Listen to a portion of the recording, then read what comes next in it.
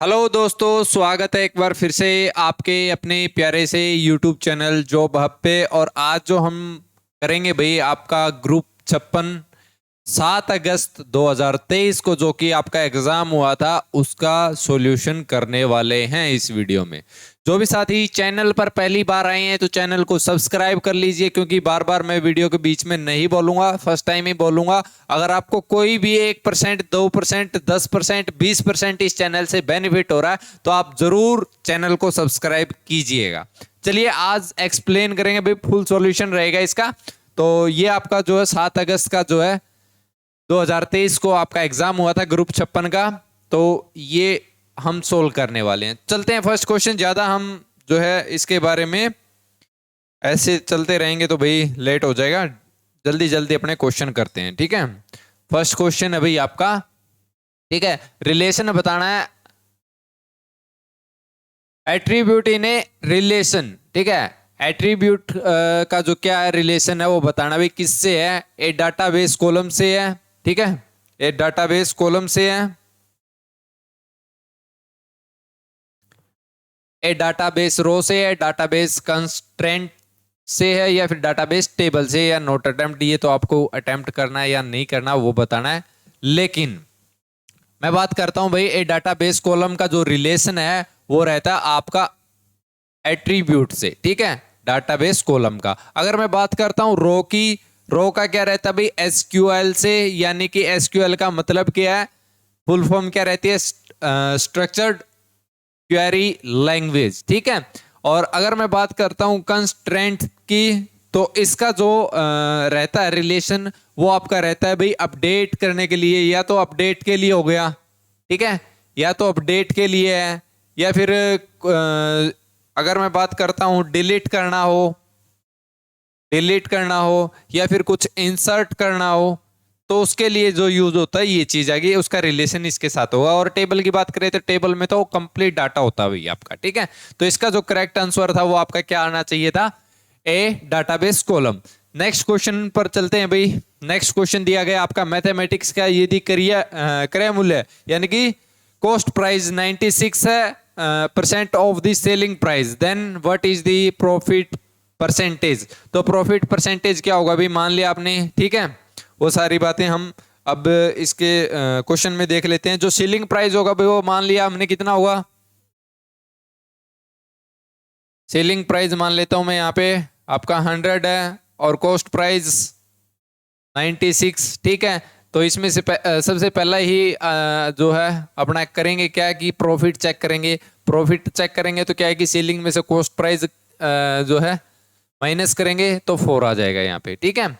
इतना आ गया। अब इसके बाद जो अपने को प्रॉफिट का परसेंटेज निकालना है, तो कितना भाई 4, और कितने में से है 96 में से अपॉन 100। अगर आप इसको सोल्व करेंगे तो आपको आपका आंसर मिल जाएगा 4.17%, ठीक है भाई। इतना आपको करना था इस क्वेश्चन में सोल्व, इतना इतना तो आपको सोल्व करना ही पड़ेगा ना, ज्यादा नहीं है। अब चलते हैं नेक्स्ट क्वेश्चन पे, क्वेश्चन नंबर 3। क्वेश्चन नंबर 3 आपका है, चलिए उससे पहले मैं रफ कर देता हूं इसको, जो चीजें नोट की है।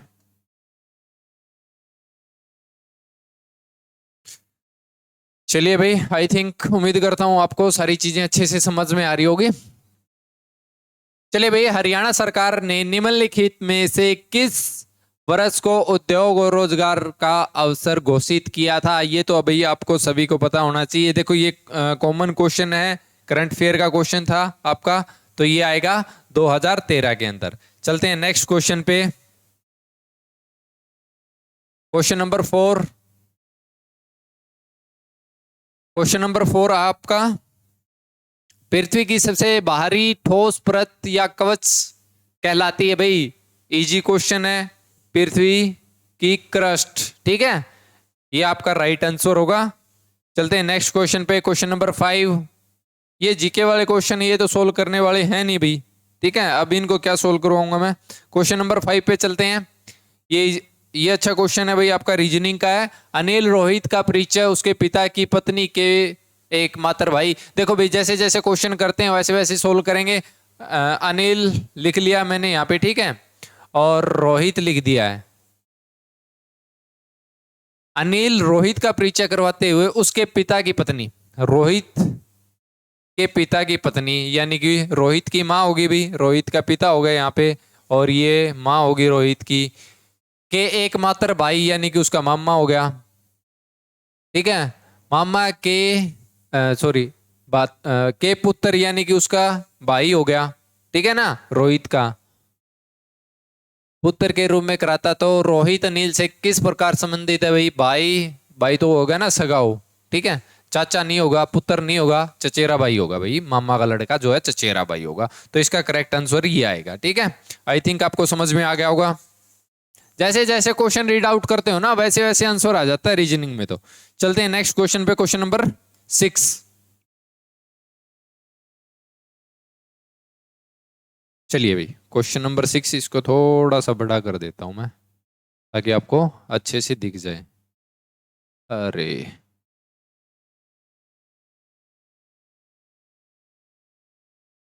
चलिए, क्वेश्चन नंबर 6 है भाई, इस तरीके से भूमि के सतह के नीचे एक जल एकत्रित होता भाई। ठीक है, तो वो क्या कहलाएगा? भूजल कहलाएगा, नहर नहीं कहलाएगा, स्प्रिंकलर्स नहीं होंगे, कुआं भी नहीं होगा भाई। कुआं क्यों नहीं होगा? क्योंकि मिट्टी के नीचे तो है लेकिन वो भूजल नहीं है। वो आपका भूमि के सतह के नीचे बोला गया है। भूमि को खोद के जो जल आता है वो तो फिर कुएं में होगा ना। भूमि के नीचे का जो जल बताया गया वो है आपका भूजल। क्वेश्चन नंबर 7, क्वेश्चन नंबर 7 होगा भाई आपका, सॉरी,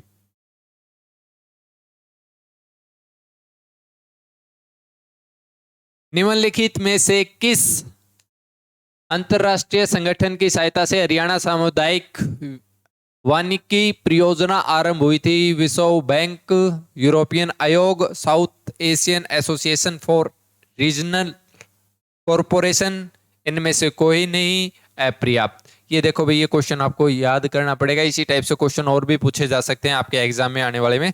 तो ये इसका जो करेक्ट आंसर होगा वो होगा आपका यूरोपियन आयोग से। ठीक है, याद रखने का क्वेश्चन है तो याद रखिएगा इसको। चलते हैं नेक्स्ट क्वेश्चन पे।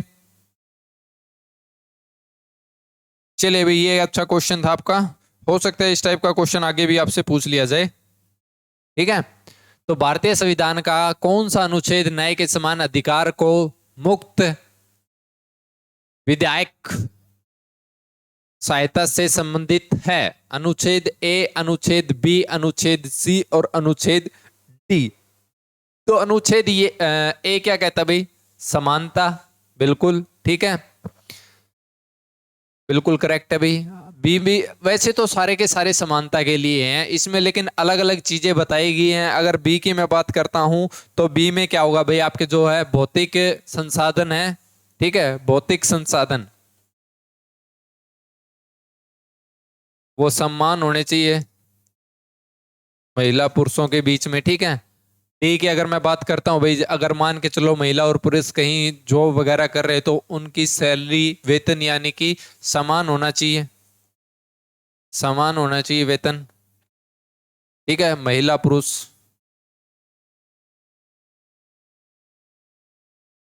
और अगर बात करते हैं सी की, तो इसमें अर्थव्यवस्था जो आपकी जो होनी चाहिए,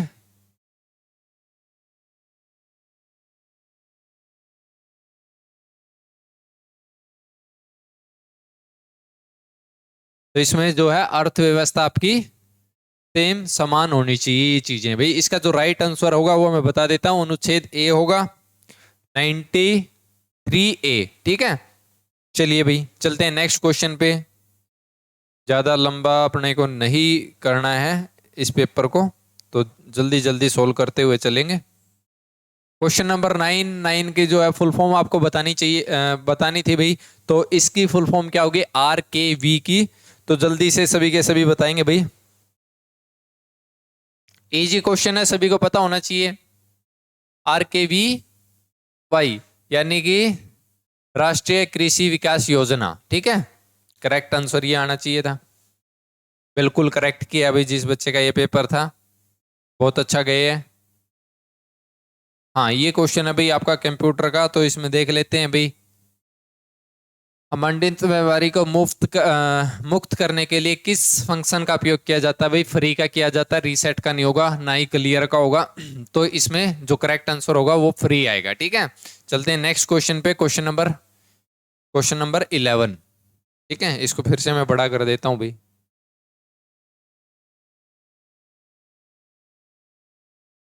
चलिए, क्वेश्चन नंबर 11 है भाई आपका।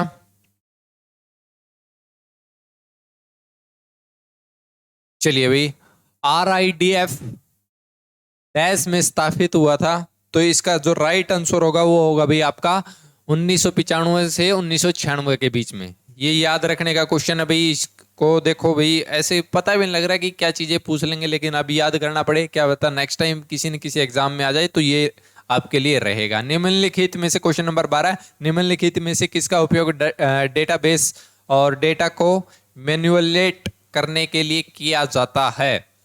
तो इसका जो राइट आंसर होगा डेटा डेफिनिशन लैंग्वेज के बारे में, डेटा डेफिनेशन लैंग्वेज के बारे में आएगा भाई इसका करेक्ट आंसर। चलते हैं नेक्स्ट क्वेश्चन पे। क्वेश्चन नंबर होगा आपका 13। चलिए भाई, काफी मजेदार क्वेश्चन है आपका। ठीक है, तो सोल्व करते हैं चलो इसको। तो भाई इसमें बताया गया है आपको, चलो जैसे जैसे जो भी है सोल्व कर लेते हैं इसको। इसमें कहा है कि 450 का मतलब गुणा कर दो 28%। ठीक है भाई, प्लस यानी कि ये ब्रैकेट बना दो, इसने छोड़ दो 280 का 45%। तो सोल्व कर लो भाई इसने। ठीक है, वही सेम चीज आ गई 45 12 60 10 प्लस 12 60 10 0 0 0 0 126 ने 126 तो जोड़ोगे 252 आ जाएगा भाई इसका राइट आंसर। क्या है ऑप्शन में ए, बिल्कुल करेक्ट है भाई। इस जिसका भी ये पेपर था बिल्कुल करेक्ट आंसर है। ठीक है, सोल्व हो गया होगा, ज्यादा कुछ नहीं करना, का ऑप्शन आ जाए तो गुणा कर दियो। चलते हैं नेक्स्ट क्वेश्चन पे। अरे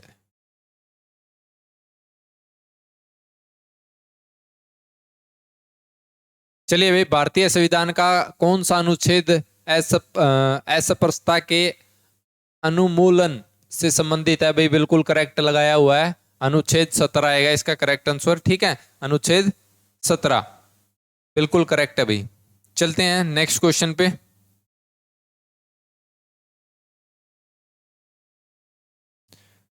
हरियाणा डैश हरियाणा के सबसे लंबे समय तक सेवारत रहे राज्यपाल थे? तो कौन थे भाई ये आपके? ऑप्शन दिए गए वीरेंद्र नारायण चक्रवर्ती, रंजीत सिंह नरूला, जय सुख लाल हाथी और धर्मवीर।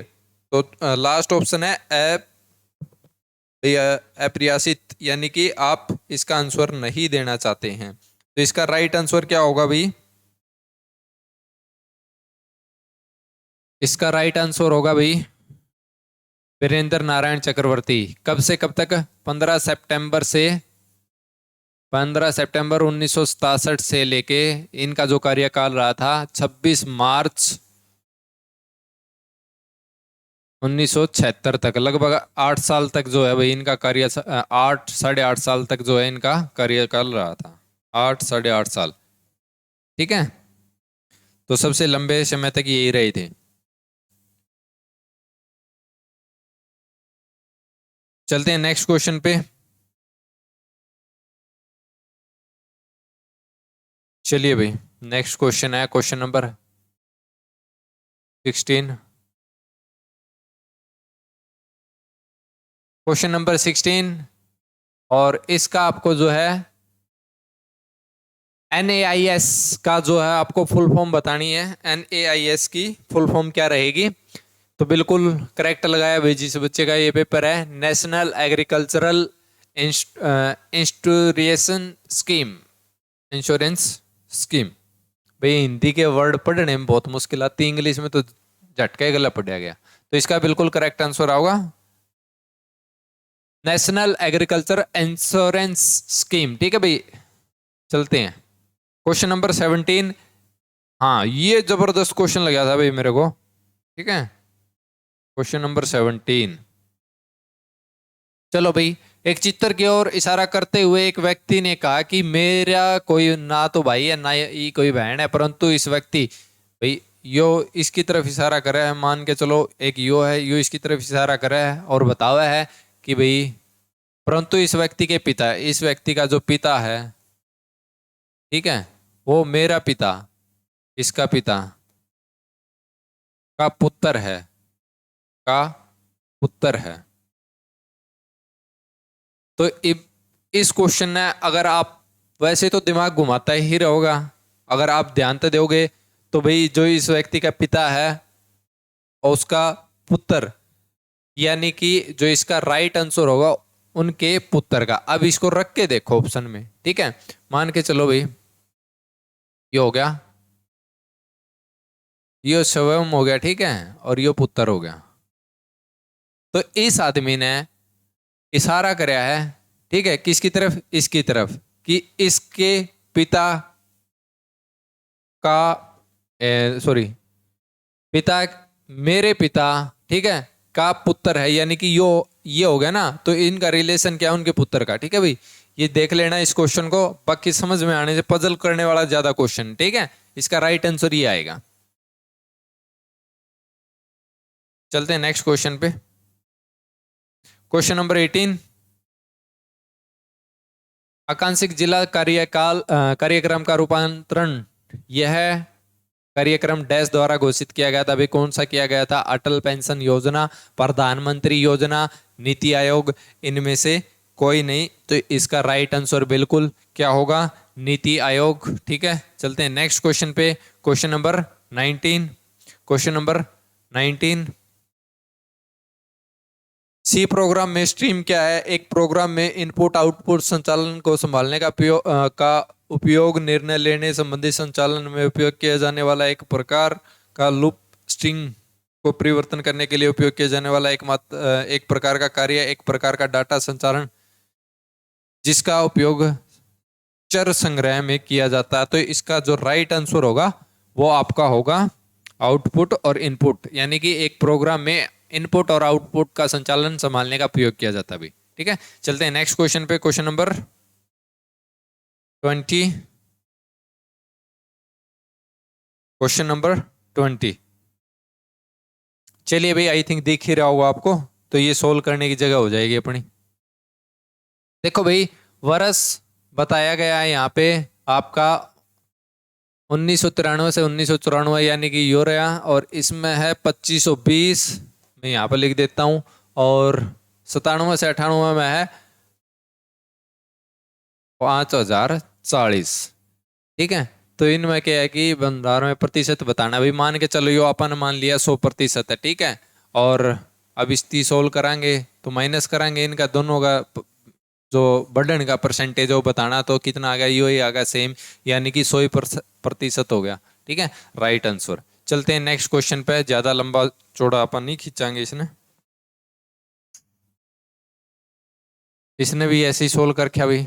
चलते हैं क्वेश्चन नंबर 21, डेटाबेस की संरचना को परिभाषित करने के लिए निम्नलिखित में से किसका प्रयोग किया जाता है? Data manual language. ये क्वेश्चन फिर से आ गया भाई। ठीक है, चलो कोई ना, देख लेना। तो इसका जो राइट आंसर मैंने बताया था आपको, डेटा डेफिनेशन लैंग्वेज। चलो, IMRB का विस्तार रूप आपको बताना भाई, क्या आएगा इसका राइट आंसर? तो इसका जो राइट आंसर रहेगा वो आपका रहेगा, बिल्कुल करेक्ट है, इंडियन मार्केट रिसर्च ब्यूरो। चलते हैं नेक्स्ट क्वेश्चन पे, क्वेश्चन नंबर 23। इस व्यक्ति को 1913 में पंजाब उच्च न्यायालय के पहला भारतीय मुख्य न्यायाधीश के रूप में नियुक्त किया गया था। अभी सभी को पता होना चाहिए, सर सादीलाल। चलिए, राष्ट्रीय कृषि राष्ट्रीय कृषि सहकारी विपणन फेडरेशन को स्थापित किया, यानी कि national agriculture cooperative marketing federation was established on, कब हुई थी भाई? इसका जो राइट आंसर रहेगा वो बिल्कुल 2 अक्टूबर 1998। सुंग वंश का संस्थापक कौन था भाई? पुष्यमित्र। तो आज जो है भाई पार्ट 1 करेंगे, जिसके अंदर हम 25 क्वेश्चन करेंगे।